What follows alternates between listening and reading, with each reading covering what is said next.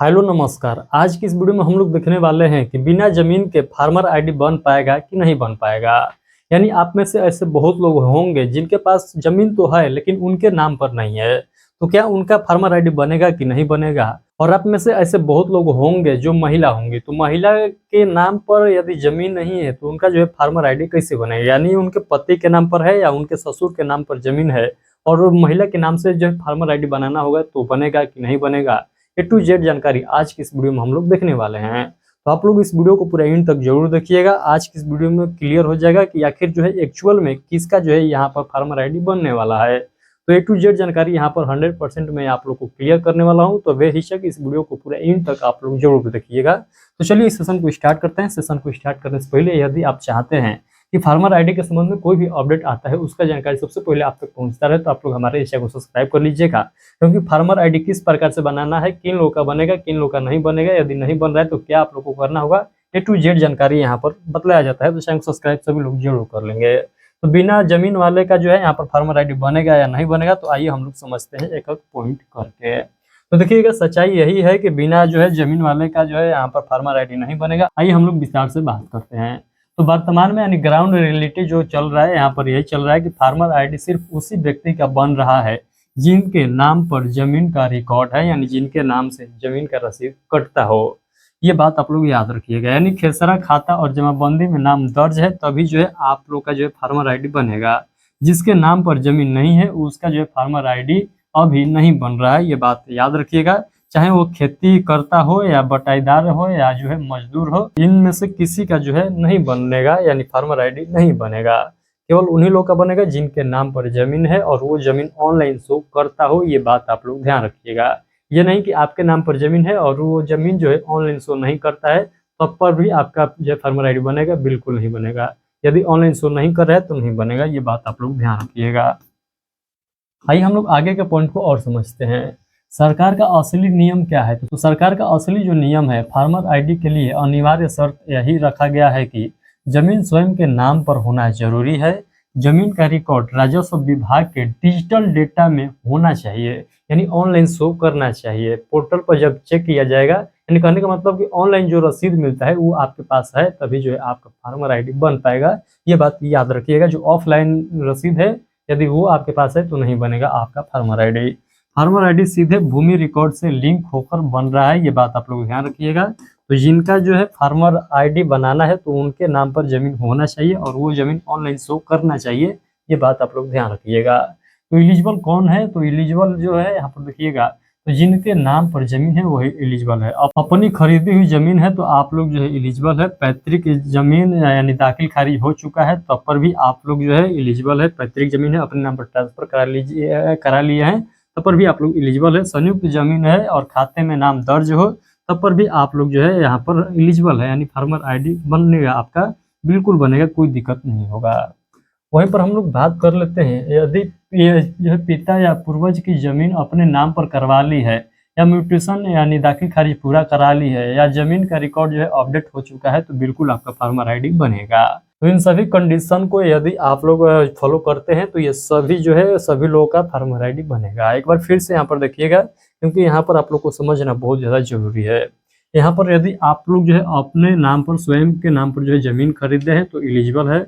यदि आपका जो है पैतृक जमीन था लेकिन दाखिल खारिज करा के अपने नाम पर करा चुके हैं तो बिल्कुल एलिजिबल है।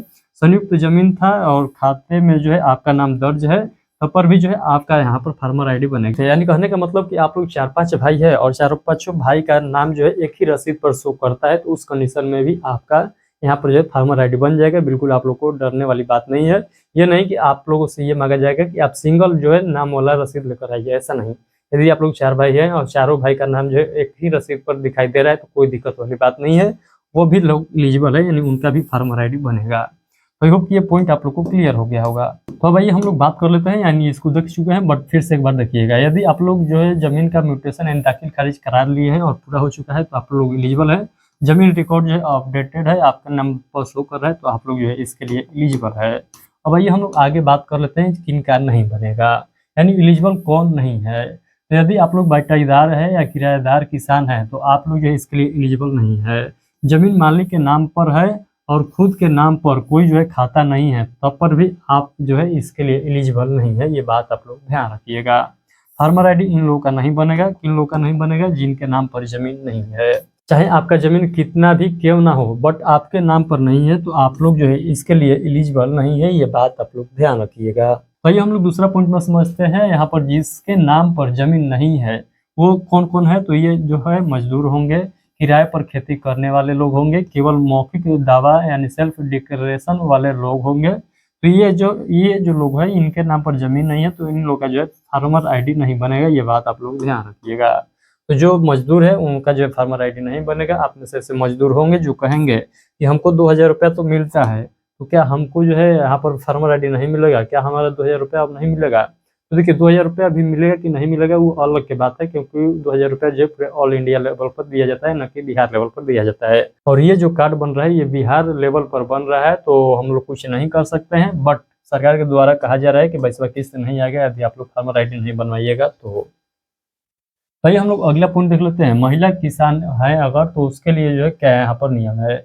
यदि महिला किसान है और आपके जो जमीन है, यानी आपका जमीन तो है बट आपके पति के नाम पर है या आपके ससुर के नाम पर है, तो आप लोग एलिजिबल जो है नहीं है। क्यों एलिजिबल नहीं है? क्योंकि आपके नाम पर जमीन नहीं है। तो जब तक जमीन महिला के नाम पर नहीं होगा तब तक महिला एलिजिबल नहीं होगी। यानी महिला के ससुर के नाम पर है या महिला के पति के नाम पर जमीन है और महिला के नाम से यदि फार्मर आईडी बनाना होगा तो नहीं बनेगा। ये बात आप लोग ध्यान रखिएगा।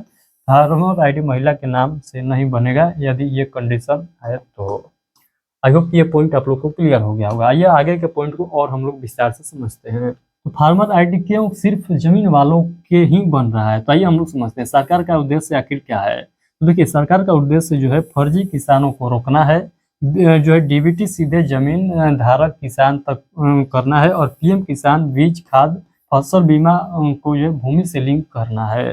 तो आई होप ये सभी पॉइंट आप लोग को क्लियर हो गया होगा। तो देखिए यहाँ पर जो है फार्मर आईडी जो बन रहा है इससे ये होगा कि बाद में जो है डिजिटल पहचान दे दिया जाएगा। यानी जितने भी बिहार के किसान हैं सभी को जो है डिजिटल पहचान दिया जाएगा। यानी ये केवल आईडी के माध्यम से जो है आप तक बेनिफिट पहुंचाया जाएगा। यानी जिनके पास ये आईडी रहेगा उनको किसान के संबंध में जो जो नई योजनाएं आएगी और जो जो वर्तमान में योजनाएं चल रही है उन सभी का डायरेक्ट जो है लाभ पहुंचाया जाएगा।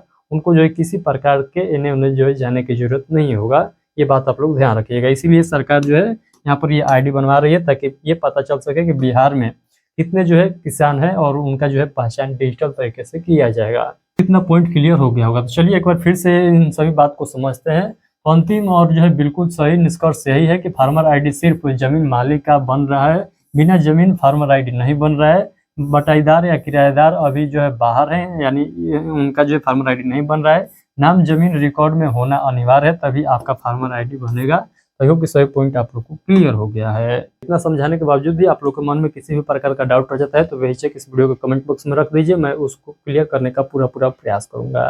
तो चलते चलते मैं फिर से यही कहना चाहूँगा, यदि आपके नाम पर ज़मीन है तो आप लोग एलिजिबल है। यदि आपके नाम पर ज़मीन नहीं है तो आप लोग एलिजिबल नहीं है। यदि आपके नाम पर ज़मीन है और ऑफलाइन है यानी ऑनलाइन शो नहीं कर रहा है तब पर भी आप लोग एलिजिबल नहीं है।